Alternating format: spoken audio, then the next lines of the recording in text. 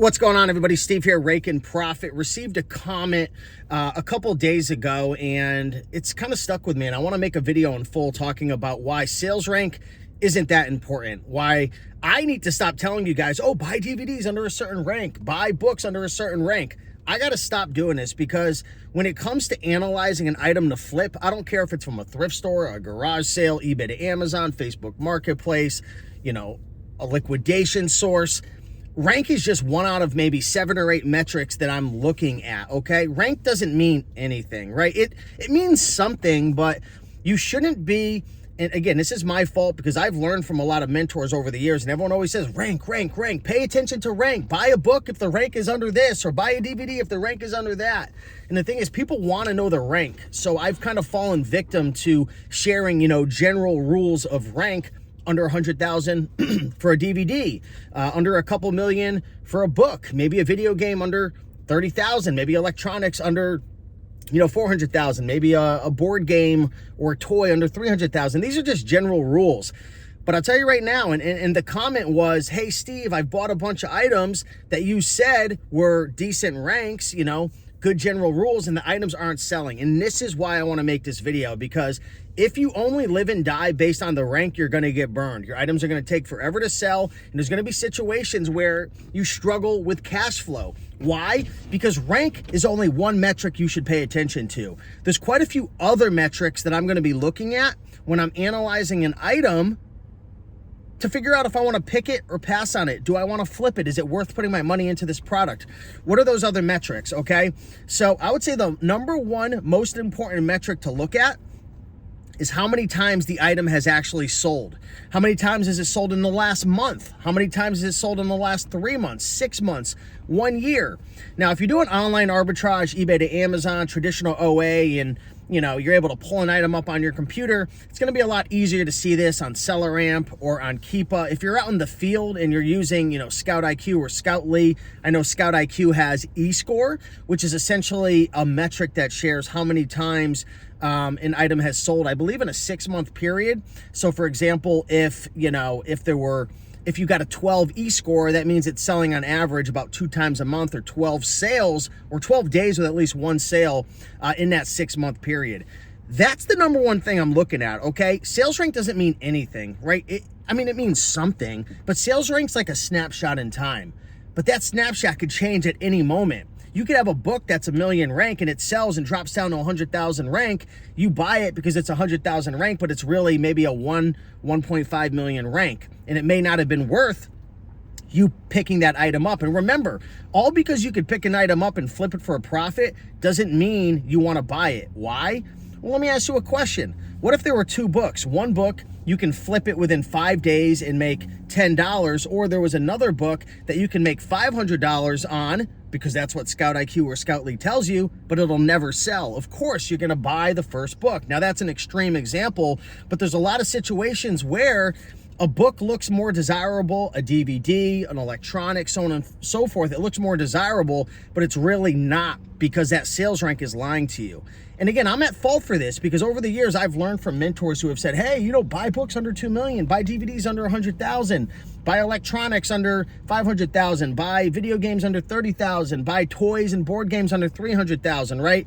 The problem is these are general rules, and there's exceptions to the rule. And when you're playing at the thrift stores or garage sales and you're buying items for 50 cents or $1, you can get away with it. But the issue is when you start scaling and spending more money, doing eBay to Amazon, so on and so forth, you're going to get yourself in trouble. So I want to look at what are the monthly sales, okay? If you're doing online arbitrage, eBay to Amazon, if you have access to, your web browser, look on Keepa, look on SellerAmp. It'll literally tell you how many times it's selling per month.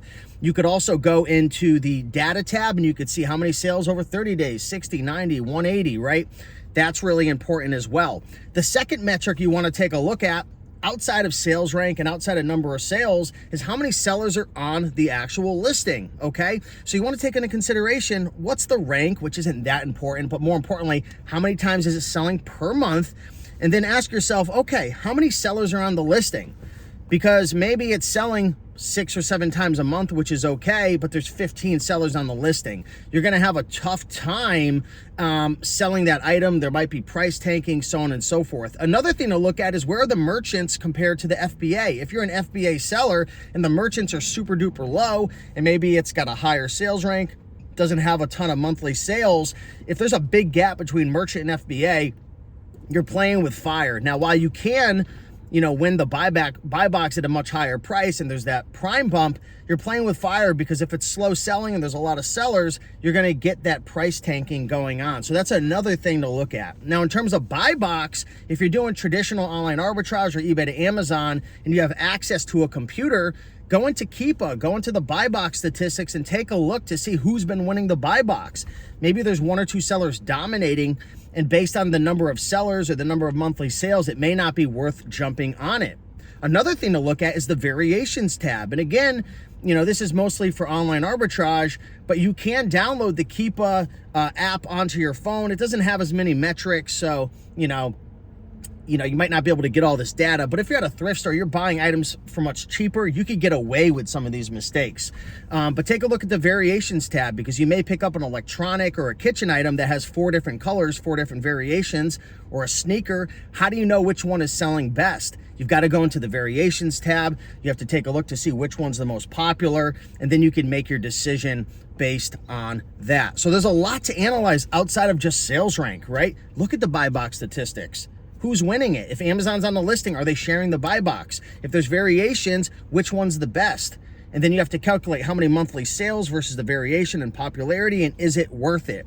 Where are the merchants compared to FBA? How many sellers are on the listing? Of course, take a look at the sales rank, but more importantly, you want to pay attention to the number of monthly sales. Or if you're doing books, the 6-month period as well. So these are the things that you have to be paying attention to. You're going to get into trouble with cash flow, items not selling, if you're literally just watching videos that say, buy under this sales rank. The reason that a lot of content creators, including myself, do that, and I hate to say this probably isn't politically correct, but most people watching these videos are brand new and really don't know what they're doing. I'm sure there's quite a bit of seasoned veterans watching now. I'm not talking to you guys, but you know how it is. Most people think they're going to get rich doing Amazon and make all this money, and they're trying to start a new side hustle. And you have to kind of dumb things down for the beginners, because if I start sharing all these metrics, they're going to be like, this isn't easy. I'm going to go back to watching the late night commercials, the infomercials, right? Because I'm going to make millions with real estate and crypto. So it's like, it's a fine line that I have to be careful with, because people are going out and taking this advice and being like, oh, the book's under 2 million rank. Oh, the DVD is under 100,000 rank, and they're like, it's not selling. Well, maybe because there's a ton of sellers on it, or maybe Amazon's on the listing and you're not winning the buy box, or maybe the merchants are super duper low and there's a lot of sellers on it and now there's price tanking. There's a lot of factors to consider, okay? So just wanted to make this video. Just wanted to share my thoughts. I'm going to start sending this video to anybody who says, hey, you told me to buy under that rank and it didn't sell. You got to pay attention to the other metrics. And there's a lot more stuff that you can look at as well, but I would say these are the most important things that I'm looking at when I'm analyzing an item, whether I'm at a thrift store, which it's a little harder to do a lot of these things. Again, you could download the Keepa app. You could even download SellerAmp as well, the app on your phone, to see the monthly sales, or Scoutly or Scout IQ will tell you some of those metrics. But certainly if you're doing OA or eBay to Amazon, you have no excuse to just buy based on rank. That is silly. So with that being said, appreciate you guys. Much love. If you want any more help from me, or you want to start learning how to sell on Amazon, check out Reselling Freedom. That is the #1 community right now. We have about 400 members, almost 400 members in there, and we walk you through all the steps of starting Amazon. We have weekly coaching, we have support, we have hundreds of hours of coaching calls, we have ebooks, we have a community. I mean, it's literally a place you could go to learn on a small budget without someone trying to charge you thousands of dollars for a course before you've even tried it or know if you want to do it. If you want to learn from people doing it, if you want to learn from someone in the business, get over to resellingfreedom.com. I'll put the link down below. Check that out. But with that being said, much love. Appreciate you guys. Get out there, make it happen, and I'll see you in the next video. Bye.